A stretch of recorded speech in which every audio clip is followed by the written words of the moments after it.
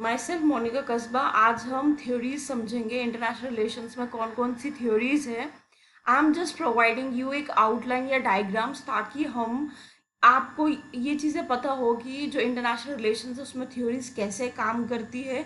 इसके बाद हम डिटेल में एक एक थ्योरी को समझेंगे, पर्सपेक्टिव और किस कंट्री में वो कैसे अप्लाई हुई थी, उनका ओरिजिन कैसे था और किस थिंकर्स ने उनको कैसे डील किया। So let's get started. सबसे पहले थ्योरी सिर्फ एक हाइपोथेसिस या अनुमान लगाना नहीं होता है। थ्योरी का मतलब होता है वो बेसिक चीज़ें जिनसे हम क्या कर सकते हैं, ये देख सकते हैं कि किस सोसाइटी में कौन सी चीज़ें काम कर पाएगी और किस सोसाइटी में क्या नहीं काम कर पाएगी, और किस पर्टिकुलर टाइम या पर्टिकुलर चीज़ में कौन सी चीज़ मैटर करती है और कौन सी मैटर नहीं करती है। हमारी पहली थ्योरी है रियलिज्म की, जो सबसे पहले आई है। रियलिज्म का पहला पर्सपेक्टिव ये है क्योंकि इनको जैसे हॉबस का था कि ह्यूमन नेचर है वो कनिंग है, क्लेवर है, कन्फ्लिक्टिंग है, और वो हमेशा पावर अचीव करने पे ही उसका ध्यान होता है। वो ज़्यादा दूसरों से ज़्यादा इन्फ्लुएंशियल बनना चाहता है। इसमें इम्पॉर्टेंट कौन होते हैं? Sovereign actor. सॉवरनिटी सबसे इम्पॉर्टेंट मानी जाती है, और जो इंसान है उसकी जो पावर गेनिंग्स होती है वो हमेशा नेवर एंडिंग होती है। और हर एक स्टेट मतलब यहाँ पे गवर्नमेंट चाहती है कि वो ज़्यादा से ज़्यादा क्या करे, पावर एक्योर करे। Such order as in world politics is result of working of mechanism known as balance of power। ये किससे काम चल रहा है सारा? Balance of power. अब बैलेंस ऑफ पावर क्या होता है? सपोज जब वर्ल्ड वॉर सेकंड खत्म हुआ था उसके बाद हमें पता है कि दो पावर्स, मेजर पावर्स सामने आए थे, USSR and USA. Super powers सामने आए। अब वो लोग हमेशा क्या करते थे? एक बैलेंस क्रिएट करते थे। मतलब छोटे छोटे पावर्स, छोटी छोटी कंट्रीज या छोटे छोटे नेशंस को अपने साथ और ज़्यादा इंक्लूड करते थे ताकि वो और स्ट्रांग बन के आए। अगर इन दोनों में से एक भी ज़्यादा पावरफुल हो जाए तो क्या हो जाएगा? एक की हेजेमनी हो जाएगी। हेजेमनी होती है जब एक पर्टिकुलर आइडियोलॉजी या पर्टिकुलर नेशन या पर्टिकुलर फिलोसफी क्या हो, बाकी सब पे हावी हो जाए। तो ये रियलिज्म किस पे इम्पैक्ट देती है कि सबके पास पावर उस हिसाब से होना चाहिए कि हमेशा एक बैलेंस हो, डोमिनेटिंग ना हो। क्योंकि डोमिनेट हो जाएगा तो सोसाइटी में क्या हो जाएगा? कन्फ्लिक्ट क्रिएट हो जाएगा। The world politics is all about bargaining and alliances. Bargaining का मतलब होता है पावर बार्गेनिंग। फॉर एग्जाम्पल, जैसे हमने अभी सुपर पावर्स की एग्जांपल दी कि अगर उन दोनों को आपस में और बेटर वे में किसी को इंक्लूड करना है या कुछ चेंजेस लाना है तो वो हमेशा क्या डील करते हैं? वो और कंट्रीज को आपस में इंक्लूड करते हैं अपने जो पावर है उसको इंक्रीज करने के लिए। तो हमेशा एक बार्गेनिंग चलती रहती है। अलायंसेस होता है जब हम अपने आप को प्रोटेक्ट करने के लिए या अपने आप को और स्ट्रांग बनने के लिए किसी और के साथ एलाई क्रिएट करते हैं, उसके साथ गठबंधन क्रिएट करते हैं, उस प्रोसेस को कहते हैं alliance. Balancing various national interest. Ultimately national interest क्या है? फॉर एग्जाम्पल, हम इंडियंस हैं, हमारे लिए सबसे इम्पोर्टेंट क्या होगा कि हमारी अपनी कंट्री के लिए क्या इंपॉर्टेंट चीज़ें हैं, कैसे हम कंट्री को और अच्छे से ग्रो करते हैं। हर कोई स्टेट नेशनल इंटरनेशनल रिलेशन में सबसे पहले अपने स्टेट के लिए काम करता है, मीन्स गवर्नमेंट के लिए काम करता है, और अपनी कंट्री को आगे पहुंचाने के लिए काम करता है। जो हमारी नेक्स्ट आइडियोलॉजी है वो है liberalism and world politics. Idealism होता है extreme version of liberalism. Idealism यहाँ पे क्या है?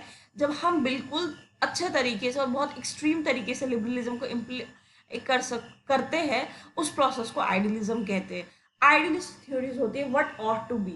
वो प्रैक्टिकलिटी से थोड़ा अलग जाके चीज़ों को और ज़्यादा थ्योरी बेसिस पे समझते हैं। Liberal thoughts are that human beings are perfectibly, वो परफेक्टेबल है, काम है, कूल है, बहुत अच्छे हैं, कॉपरेशन में काम करना चाहते हैं, और वो किस गवर्नमेंट में ज़्यादा बेटर एक्ट करते हैं? डेमोक्रेसी में। और उनके जो आइडियाज़ है वो किस में डेवलप होते हैं? डेमोक्रेसी में। लिबरल्स रिजेक्ट करते हैं कि natural condition of world politics conflicting है। वो कहते हैं नहीं, ये पावर शेयरिंग है और ज़्यादा बेटर है, कॉपरेशन है, इंटरडिपेंडेंस है। इंटरडिपेंडेंस मीन्स जितने भी कंट्रीज है वो आपस में, चाहे मटेरियल्स के लिए या चाहे जोग्राफी के लिए, चाहे रिसोर्सेज के लिए, एक दूसरे के साथ इंटरडिपेंडेंट है। और ग्लोबल लेवल पे ग्लोबलाइजेशन की वजह से, वर्ल्ड ऑर्गेनाइजेशंस की वजह से क्या हो रहा है? वो और स्ट्रांगली क्या कर रही है? कॉपरेट कर रही है। Liberals are particularly interested in revolution in technology, communication represent by globalisation. वो चाहते हैं और ज़्यादा अच्छे से रेवोल्यूशन हो, और ज़्यादा बेटर तरीके से ग्लोबलाइजेशन वास्ट नंबर्स पे हर रीच तक पहुँचे ताकि हम लोग और ज़्यादा अच्छे से इंटरकनेक्टेड हो जाए, और जो बाउंड्रीज है नेशन स्टेट्स की या कंट्रीज की वो क्या हो, खत्म हो जाए। अब हमारे पास है Marx theories of world politics. Marxism इन सब चीज़ों को क्या करता है, रिजेक्ट करते हैं। वो कहते हैं ये कोई भी चीज़ें रेलिवेंट नहीं है। क्यों? क्योंकि ये पहले से ही, बिगिनिंग से ही किस लिए काम कर रही है, डोमिनेंट जो क्लासेस है उनका प्रमोट कर रही है। फॉर एग्जाम्पल जो ज़्यादा रिच क्लासेस है या बर्जुआस क्लासेस है वो क्या कर रही है, वर्ल्ड पॉलिटिक्स के थ्रू अपनी आइडियोलॉजीज, अपने गुड्स, अपनी जो कंपनी है या अपनी डोमिनेंस है उसको और इंक्रीज कर रही है और अमीर बन रही है। और जो बेचारी पुअर क्लासेस है हर जगह पे इस पूरे वर्ल्ड में वो और सफ़र कर रही है। इसको समझाने के लिए ये लोग तीन चीज़ें कहते हैं, कोर, सेमी पेरीपेरी और पेरीफ्री। इसका मतलब क्या है? कोर में वो कंट्रीज आएगी जो बहुत ज़्यादा पावरफुल होगी, और सेमी पेरीफ्री क्या करेगी, वो उनसे से ज़्यादा चीज़ें क्या करेगी, अटेन करेगी, उन पर डिपेंड होगी। और वो लोग क्या करेंगे, इन लोगों से रिसोर्स, रॉ मटेरियल लेने की कोशिश करेंगे। और जो पेरीफ्री है वो फिर सेमी पेरीफ्री पे डिपेंड करेगी और वो इन लोगों से रिसोर्सेज लेने की कोशिश करेगी। मींस हर कोई अगले बंदे को क्या कर रहा है, डोमिनेट कर रहा है, और उससे ज़्यादा उसके रिसोर्सेज या उसकी टेक्नोलॉजीज को लेने की कोशिश कर रहा है और खुद पावरफुल बन रहा है। It is western led capitalist theory. वो कहते हैं कि ये कैपिटलिज्म ने ही अपने आप को सही प्रूव करने के लिए थ्योरी लाई है, ताकि लगे कि उनका जो तरीका है वो सही है, और बेसिकली कुछ भी नहीं है, ये सिर्फ कैपिटलिज्म है। ये लोग ज़्यादा से ज़्यादा इंडस्ट्रीज वगैरह पर फोकस दे रहे हैं, और यहाँ पे जो पुअर क्लास है उसके लिए प्रॉब्लम क्रिएट हो रही है। Then we come to like social constructivist. Social constructivist जो थ्योरी है वो 1980s के बाद आई है। अब इन लोगों का जो सोशल कंस्ट्रक्टिविस्ट का बेसिक एम था, बेसिक मानना ये था कि जो आइडियाज़ है वो ज़्यादा मैटर करते हैं। ये थ्योरी ज़्यादा इन्फ्लुएंस में 1990s के बाद, जब डिसइंटीग्रेशन हुआ सोवियत एम्पायर का, यूएसएसआर का, क्योंकि वो ब्रेक डाउन हुआ डिफरेंट पार्ट्स में, और जो छोटी छोटी कंट्रीज थी वो बाद में अपना डेमोक्रेसी उन्होंने अपनाई, और यूएसए क्या आया, एक सुपर पावर बन के सामने आया। ये लोग आइडियाज़ पे ज़्यादा इंपॉर्टेंस देते हैं। ये कहते हैं वर्ल्ड पॉलिटिक्स में मटेरियल थिंग्स ज़्यादा मैटर नहीं करती, जो आइडियोलॉजीज है, बिलीव्स है, थॉट्स है, जो आपकी थिंकिंग प्रोसेस है, ये सब चीज़ें ज़्यादा मैटर करती है बल्कि मटेरियल काजेस से। उसके बाद है हमारे पोस्ट स्ट्रक्चरलिस्ट। अब ये वो लोग हैं जिनका मानना था, इस प्रोसेस का जो स्टार्ट था मिकाइल के थ्रू था। ये लोग मानते थे कि इंटरनेशनल रिलेशंस में जो हम किसी पर्टिकुलर थ्योरी से किसी चीज़ को समझने के लिए काम करते, वो आइडिया सबके लिए रेलिवेंट नहीं है।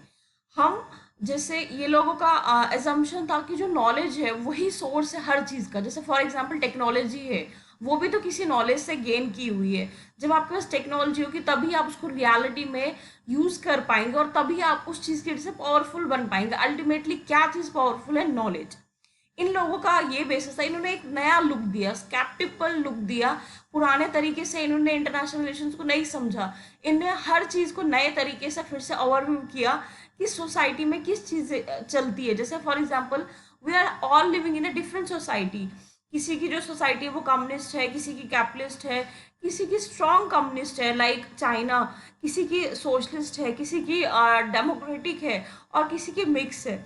तो हर सोसाइटी का जो सोसाइटी को समझने का तरीका होता है दैट इज टोटली डिफरेंट। इन लोगों ने भी उसी डिफरेंट तरीकों को अपना के हर सोसाइटी को फिर से एक ब्रीफ ओवरव्यू किया। और ये कहते हैं कि जो ग्लोबलाइजेशन है उसमें सबसे इम्पोर्टेंट जो चीज़ है वो नॉलेज है। नॉलेज इम्पैक्ट करती है, और बाद में यही नॉलेज आके क्या बनती है, पावर का प्रोडक्ट बनती है। The next we have post colonialism. Post और colonialism, colonialism as a mentioned earlier also, colonialism का मतलब होता है जब जो पावरफुल कंट्रीज होती है वो छोटी छोटी कंट्रीज को अपने अंडर लेती है, किस पर्पस के लिए, रॉ मटेरियल्स के लिए, और उनको एक्सप्लॉइट करती है। लेकिन ये चीज़ें हैं कि पोस्ट कॉलोनिज्म के बाद जब अब वो लोग बेचारे आज़ाद हो गए हैं, अब उनकी सिचुएशंस कैसी है, क्या है। ये लोग कहते हैं post colonial scholars argue that dominant theories such as realism, liberalism are not neutral। Neutral का मतलब होता है ये बाइस्ड है, ये हर जगह सेम नहीं है। ये जेंडर बाइस है, क्लास बाइस है, कास्ट बाइस है, रेस बाइस है, but have helped secure the domination of western world over the globe south. इन्होंने क्या किया है, अपनी आइडियोलॉजीज ऐसी क्रिएट की है जहाँ पे इन्हें दिखाया है कि वे ज़्यादा सुप्रीम है। ये तो देखो कहीं ना कहीं समहाउ इट्स ऑल्सो रियलिटी। आप आज के टाइम पे देखो जो हमारी कमर्शियल इंडस्ट्री होती है, या हॉलीवुड्स है, या हमारे न्यूज़पेपर्स है, या हमारा फैशन इंडस्ट्री है, कहीं ना कहीं हर जगह इम्पैक्ट करती है वेस्टर्न कंट्रीज। दे ट्राई की ज़्यादा से ज़्यादा शो करना कि हम सुप्रीम है और जो हमारी आइडियोलॉजीज है वो ज़्यादा बेटर है। अब लिबरलिज्म भी इसी प्रोसेस की वजह से आया था। वो लोग चाहते थे ये दिखाना कि हम लोग जो चीज़ें कर रहे हैं वो फार बेटर है और लोगों की इम्प्रूवमेंट्स के लिए है। Although the era of formal colonial imposition by force of arms is largely over, जो हमारे को पता है कि कॉलोनिज्म का जो लगभग लार्ज एरिया वो खत्म हो गया है, लेकिन फिर भी ये इनडायरेक्टली हम पे क्या कर रहा है, रूल कर रहे हैं। कैसे रूल कर रहे हैं? एक तो ग्लोबलाइजेशन की तरह से रूल कर रहे हैं, दूसरा हमारी जो आइडियाज है, आइडियोलॉजी, उस पर इम्पैक्ट डाल के इनने एक हेजेमनी क्रिएट की। हेजेमनी होता है एक ऐसी आइडियोलॉजी या एक ऐसा प्रोसेस जहाँ पे पर्टिकुलर आइडियोलॉजी क्या करती है, ज़्यादा सुप्रीम दिखाई जाती है और बाकी चीज़ों को इसके सबॉर्डिनेट दिखाया जाता है। I hope you understand these things. ये जस्ट एक डायग्राम क्रिएट करने के लिए कि हम इंटरनेशनल रिलेशंस को कैसे समझते हैं। बाद में हम पर्टिकुलरली जैसे लिबरल्स है वो कैसे कॉन्टेक्स्ट में आए, रियलिस्टिक कैसे आए, इन लोगों के बीच में कैसी चीज़ें आई, कार्ल मार्क्स की जो फिलोसफीज है उनको आगे उनके स्टूडेंट्स ने या जो उनको मानते थे उन्होंने कैसे इम्प्लीमेंट किया। So I hope you understand this. Stay blessed, take care. May God bless you always.